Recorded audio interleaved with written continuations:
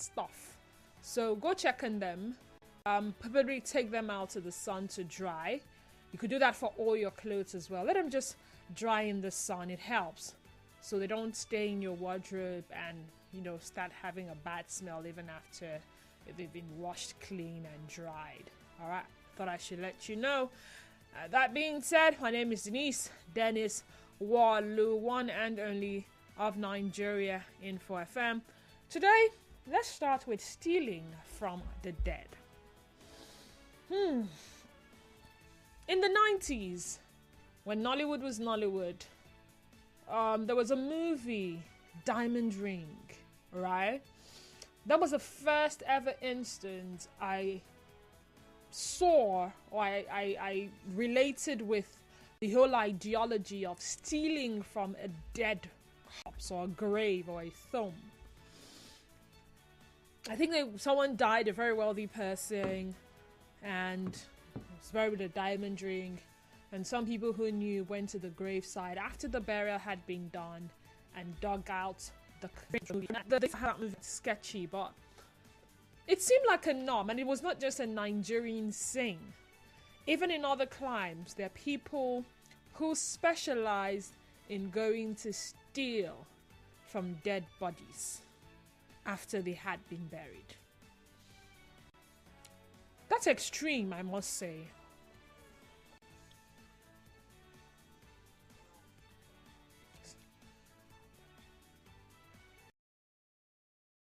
If you it is my ex. I'm so excited having to hear her voice today. Can't wait for the dead conversation. Chigozie. Okay, we're having the conversation already. Now, people steal from dead people's accounts. Yes. So, someone who was once alive had a bank account in any of the banks, and someone in the bank, fully aware that the person that owns this account is dead, takes the money from the account.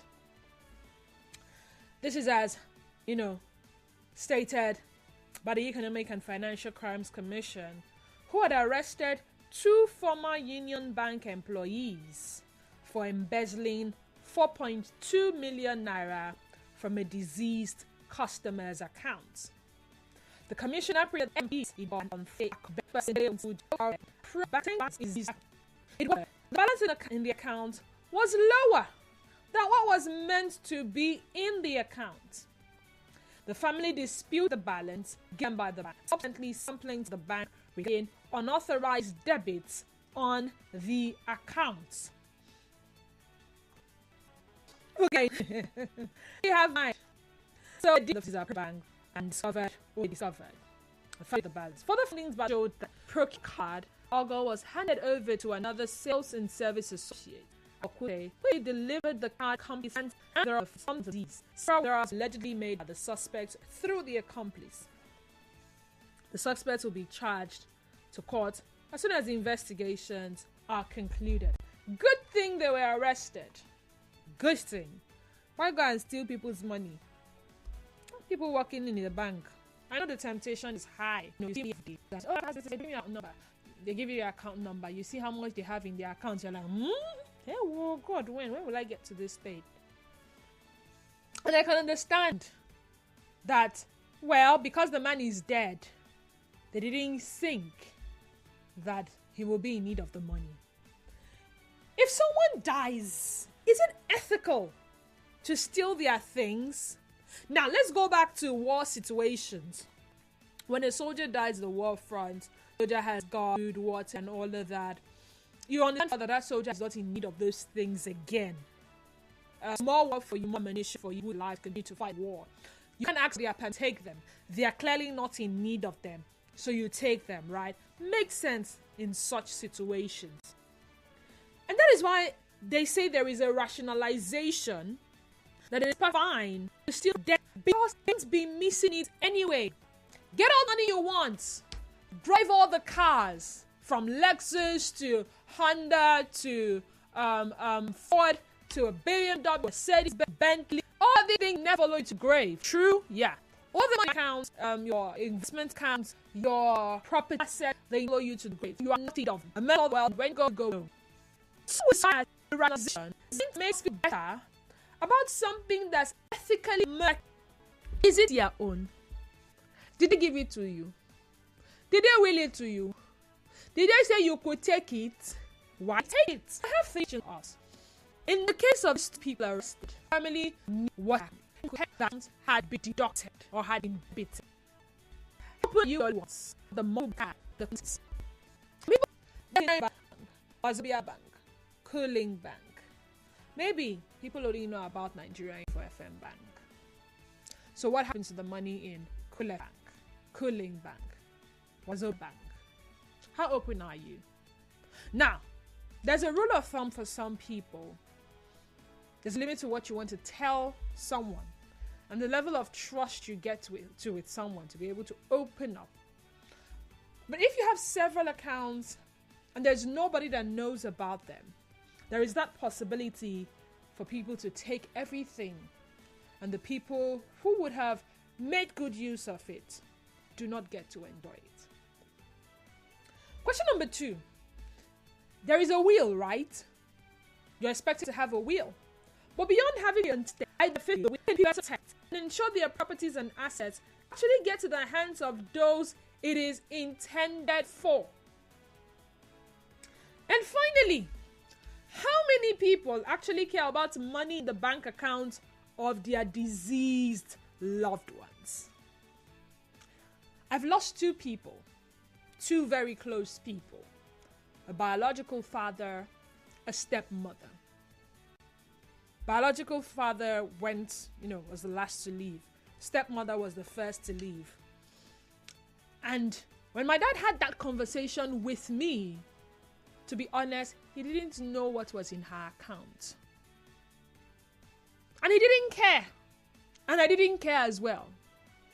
Now, we were the closest to know some of these things. But we didn't know and we didn't care. So if we didn't know, we didn't care, how about her brothers, her sisters, who were not as close to her as we were? So there's that possibility that that account is still there in that bank. Maybe by now, someone gets wind of the information that the person is deceased. Clears it out. For my biological father, I still did not care. I have his account details. I was in possession of his mobile device, so I could see all the alerts and all of that. But I don't know. I don't care. What is the possibility that whatever was left in that account is still there as we speak, years after? Think about it. Remember, the conversation is stealing from the dead. 0817 923 0002 and 0817 923 0003. Once again, 0817 923 0002 and 0817 923 0003. WhatsApp and Telegram number is 0809 030 6416. Once again, 0809 030 6416 on X. We are live at Nigeria Info PH, and our Facebook page is Nigeria Info 92.3 PH. Go there, watch us live, but most importantly, be a part of the conversation by sending in your messages in the comment section, and I'll gladly read them. Nigeria Info, good afternoon. Welcome to the sunny side. Yeah, Square. Thank you. Good afternoon, Mr. Zion. Mr. Zion, you're welcome. Thank you for this discourse.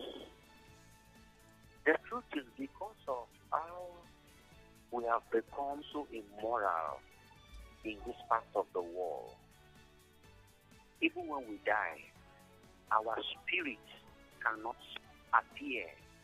Our spirit can't give certain information and details that our relatives should know about us. So we are killed and kidnapped, and as they go, they never knew where they were. That is the end. Because of our soul are so heavy, corruption and wickedness. I know of a guy, I don't know the guy, but I know the parcel of land, about 20-something plots When he bought that land, according to the environment goes to about 50-something million, and his children are suffering. We no longer trust people. Husbands don't trust wives. Wives don't trust husbands. We are just so wicked to ourselves. I have seen situation and accident scene. For people to save the victims, they were checking their pockets to collect their money, collect their wallet here in Port Harcourt, here in Nigeria. So who can trust somebody? These are the documents to this property. These are the documents to my account. This is my account. I don't even want to mention account manager. You know, at least for once, we should learn to trust somebody with information that should secure us. What is the essence of marriage? Marriage should let your partner to have access to you. Marriage gives you the potential for you to know that this person is all you have. But no, hide secrets. Some husbands don't know that their wives have property somewhere. So if we can take off these heavy burdens from us, allow our spirit to flow, forgive people, let go the pain. I think most of us, our parents, our uncles have properties for us. There are those who are managing those apps they don't want to tell us. Imagine that parcel of land I told you. If the landlord or the man that sold that land have his wife and his children informed, they will not be suffering. It narrows down to we the individual. Heal yourself from your past wounds. Forgive people and create a relationship to protect your interests. Bankers are cashing out from their people's accounts. Zion. Thank you, Mr. Zion. Now, we had a pre-sale to this conversation. That was like an hour ago. And the question asked, if someone dies, is it ethical to steal their things? I'm going to read through some of the responses I have before me. Bestman Ebere says, Zidian Bestman Ebere from Aboba Igruta, it's bad, but most people do it. Even bank owners and managers are major parts of this crime. Have you had any time they call family members to come and get monies of dead relatives? Promise Adam says, it is very unethical stealing from the dead. Those people stealing from the dead are those who have no conscience. They don't even have the fear that something could happen in the process. Chile Edwin says, it's a matter of choice because a thief is a thief, whether stealing from the dead or living, and the consequences are the same. And Nahi Shaibu says, different ways of stealing from the dead, like during burial, Imam or pastor will tell the family of the dead one to contribute and bring money before they can give them permission to bury. Sally Onita says, tell me more because I'm about to. Okay. Daniel Okuku says, stealing from the dead is equal to stealing from nature, whose consequences is death. Love Dear Muddy says, to me, it's so bad, for me, it's going to come to you. Pi Flemis says, it is unethical to steal from the dead, but with this hard economy, I think we should let the poor thief. Love Dear Muddy said, it's not good. PPM Group says, only a person without conscience can steal from a dead. Such person can even kill to steal from poor. Thank you, Paul. Back to the phone lines before I go to your WhatsApp messages. Nigeria Info. Oh dear, we lost that call, so sorry about that. Again, 0817 93010. I'm hoping you and conscience. Beyond having a will which can be contested by the beneficiary will, how can people better protect and ensure their properties and assets actually get to the hands of those it is intended for? And how many people actually care about money in the bank accounts of their deceased loved ones? Barry, hey Barry, how you doing? Wow, so great. Oh, I think that was last week when I heard about this information. It actually put me into a very great shock. Just like Zan have just said, do you know that a lot of people are working in their relatives' entity, not knowing that that entity belongs to them?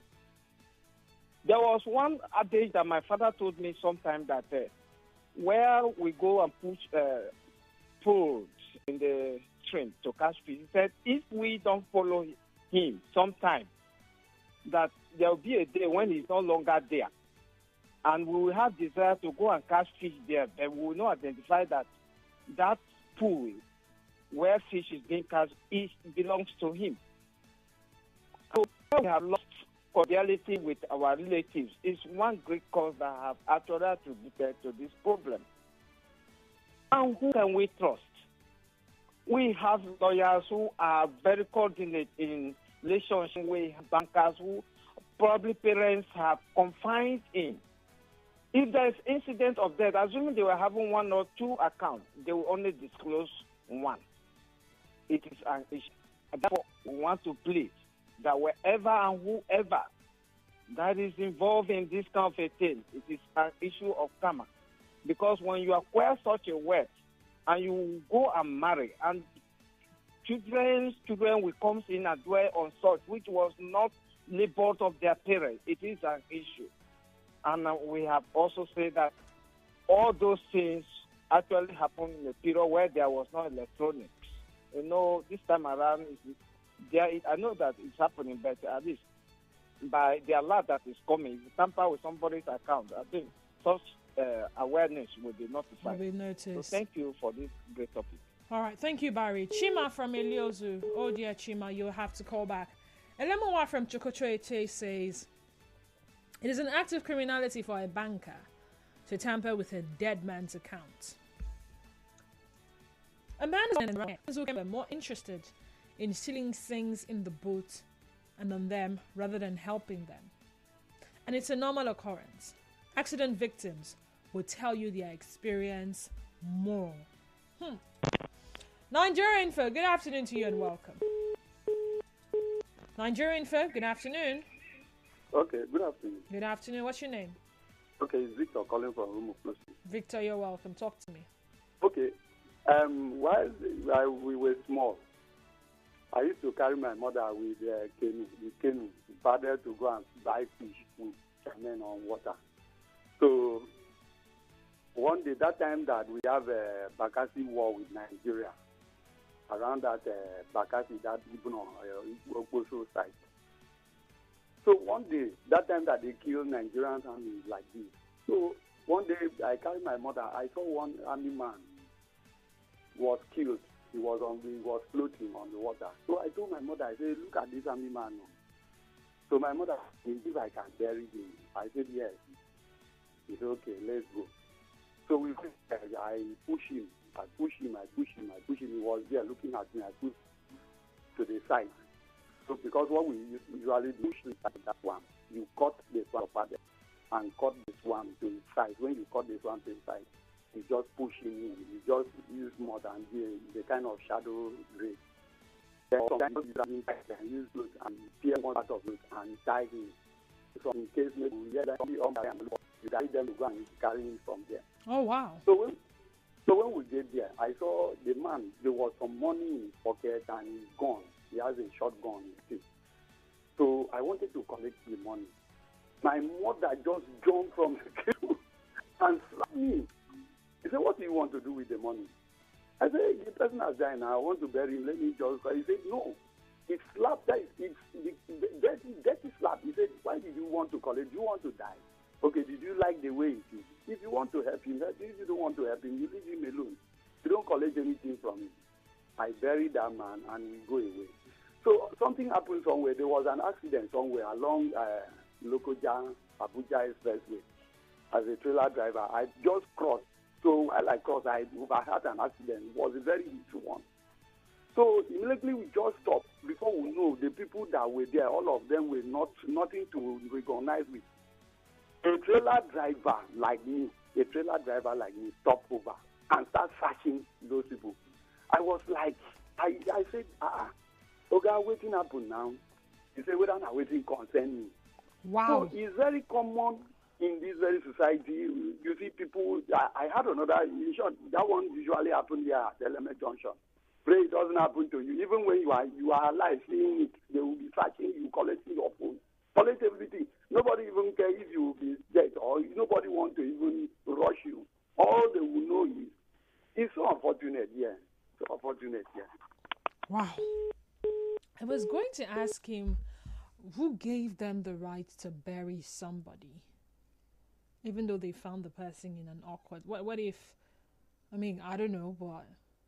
I don't know how long ago that is, but I don't think anybody has a right to bury any cops. Anyway, WhatsApp, Didi, it's very unethical to steal from the dead because I believe it will boomerang on me later on in my life. Please, nobody should steal from the dead, and please, spouses should always be open to each other on their banks they have money in and properties acquired. Clinton, Mr. Fresh. Christy says, good afternoon, DDW. They steal from the living, not shock of the dead. Unnecessary bank deduction is stealing. Landowners reselling land that was sold out before is stealing. So stealing from the dead means nothing to them, but it is very, very bad. Christine sent that in. If the bankers don't steal from the dead, then what happens to the money? Because family members are not aware of some bank accounts. Escobar, when you ask that question, it's as if you are in support of them taking the money. I'll come back to your question. Chi Group says banks steal most of the things that belong to the dead. Now, there's a process for accessing monies of disease. What happens to those monies after a while? I think there's something you obtain from a court stating that you have, as a relative or a next of kin or a family of this person, you have the right to access such funds. And even at that, funds will be given to you. Let's assume it's 10 rand. I think 10% goes to the government, and then 90% comes to you. 90% comes to you. At the end of the day, at some point, banks will usually look at accounts. I think the money goes to the government, but it's not yours. Someone will eventually come and claim that money. If not immediately, much later. Or maybe they don't come for the money. It's not yours. And then I start asking myself, how do they even get wind of information that so person is dead and to steal from person? Is that rationalization? That it is fine to be said anymore. I don't have need for it. However, it has a family. Right? But then, that rationalization, designed to make us feel better about something that is ethically murky. Sometimes it is clearly thought out. Then victims, like people found a bunch, not just found a bunch, rather than helping them, you search their pockets. I get it, you search their pockets to know their group and the type, so when you get to the hospital, this first aid and all of that. You could probably search the bodies to check if they do not resuscitate. You don't ban. You find a position, live like that, they won't wake up. Now they would have something around them saying, not donate blood and all. If you're searching the body for some of those things, it makes a lot of sense. But if you're searching not to rescue the person or find contact details of close relatives or loved ones, then they're fine. Honestly, I would rather buy money than for the money hands of our call go get. Next from Wojay shows you the society we live in. Tomorrow you will see us going to church and mosques. Today people will see accident victims. The first thing they do is bring out their phones and record or look for what to steal from the dead body. Those days they take you to the hospital. They will use your phone to contact in your possession to call your family members. But now even the clothes you wear before you they will steal it. Your family won't even know you were dead. Same Nigeria is in Nigeria and emoji. So there are lots of relatives I love about this. To some certain extent, I'm aware of my dad. Even before he died, I knew his PIN and account details, because I needed to be informed on the trends before I say I should bed mama fly. Also, it's very unethical to steal from the dead. It doesn't just stop with bankers, investments, etc. Some of these pilferers are not scared of dead. They have no conscience. I'm Chigoze by name. DK from Port Harcourt says, good afternoon, Denise. I don't know why human beings are heartless and wicked. My dad loaned money to people with trust. As soon as people heard about his death, they borrowed from him. Secondly, there's a room making them and saying small soccer. He'll get a chore before cutting them down. After his death, some persons refuse to disclose the business action to his members. Today, enjoy dead man's money. I wonder where we are going with this wealth. DK from Port Harcourt.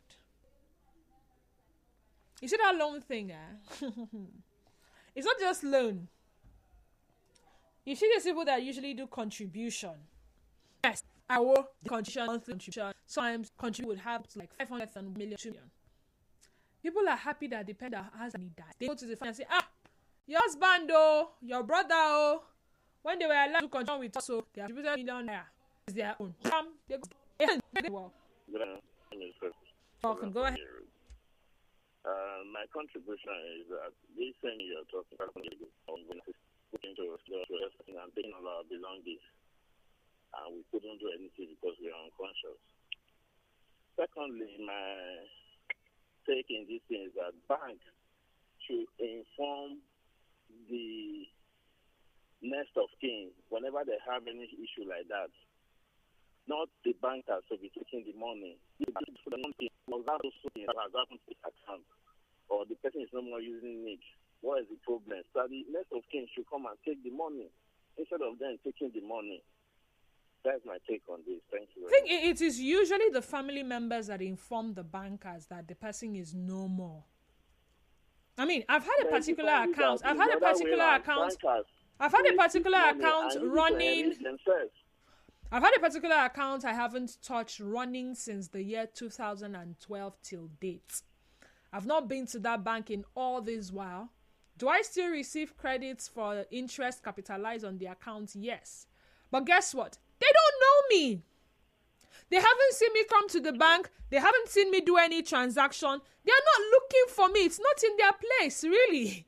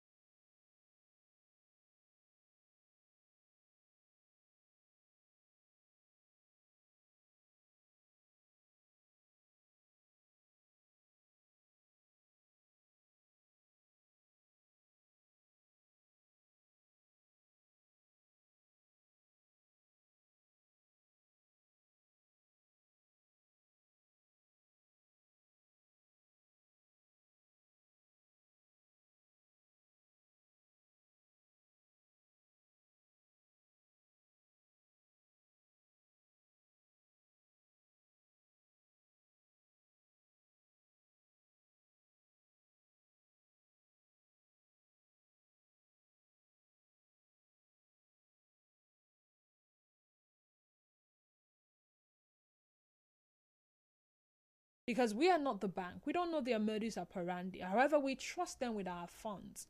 And we trust them with our personal information as well. Good afternoon, Lydia. I know of a guy that did more than 10 years in prison for this very accident. From the dead, it's like attracting same to yourself quicker than usual. Ben from Port Harcourt. If the bankers notice that no next of kin for so many years, that money must be used by the bankers. Talk less of someone who died careless with money. The mortuary people of the Good Samaritan would take the cash. Prieboma Aruari send that in. And the final message here says, when my dad died, his friend went to his business place and was busy stealing things from the place and was selling them.